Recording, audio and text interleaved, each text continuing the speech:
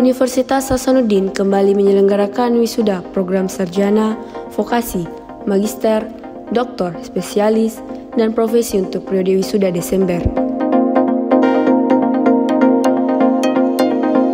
Pada periode ini, Unhas menghasilkan 1.794 lulusan baru. Penyelenggaraan wisuda yang terbagi dalam 2 sesi tersebut berlangsung mulai pukul 9 waktu Indonesia Tengah secara luring di Baruga AP Petarani Unhas, Kampus Taman Andrea, Makassar.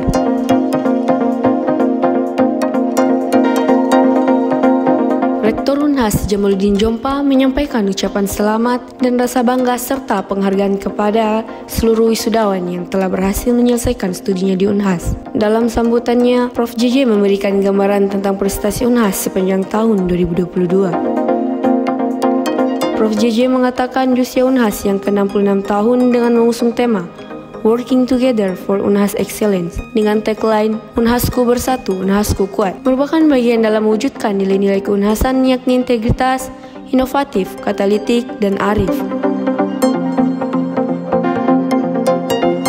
Lebih lanjut, Prof. JJ mengatakan Unhas senantiasa berupaya dan berharap agar seluruh wisudawan terus berkarya, maju, dan positif menyebar semangat pionir di masyarakat, serta senantiasa memiliki jiwa kepemimpinan, solidaritas, leadership, dan memberikan sumbangsi yang nyata bagi masyarakat.